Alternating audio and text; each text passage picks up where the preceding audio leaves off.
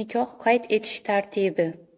O'zbekiston Respublikasi Oila kodeksining 14 va 15 moddalariga muvofiq nikohlanuvchilarning o'zaro roziliklari va ularning nikoh yoshiga yetganliklari nikoh tuzishning asosiy shartlari hisoblanadi.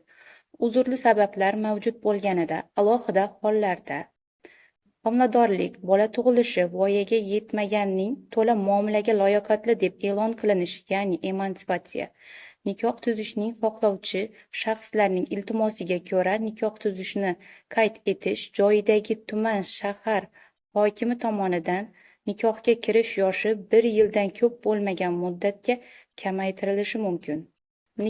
Nikoh tuzishni xohlovchi shaxslar bu to'g'rida belgilangan namunadagi yozma yoki elektron ariza bilan murojaat etgan kundan 1 oy o'tgach fuqarolik holati dalolatnomalarini yozish bo'limi tomonidan qayd qilinadi.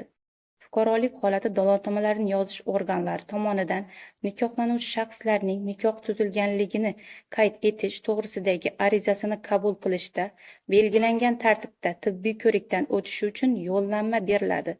O'zbekiston Respublikasining Oila kodeksining 17-moddasi 2-qismida ko'rsatilgan hollar bundan mustasno. Bunda 50 yoshgacha nikoh tuzuvchi shaxslar OIV infeksiya yuzasidan tibbiy tekshiruvdan majburan o'tishi kerak.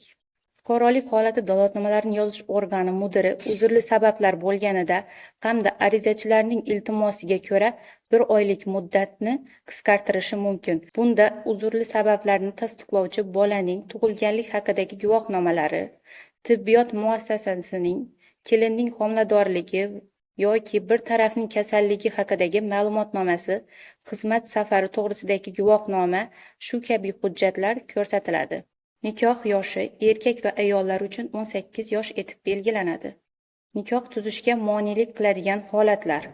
Nikoh tuzishga lokal bittasi ro'yxatga olingan boshqa nikohda turgan shaxslar o'rtasida, nasl-nasab shajarasi bo'yicha to'g'ri tutashgan qarindoshlar o'rtasida, tug'ishgan va o'gay aka-ukalar bilan opa-singillar o'rtasida, shuningdek farzandlikka oluvchilar va farzandlikka olinganlar o'rtasida, lokal bittasi ruhiy buzilishi, ruhiy kasalligi yoki aqliy zaifligi sababli sud tomonidan muomalaga layoqatsiz deb topilgan shaxslar o'rtasida yo'l qo'yilmaydi.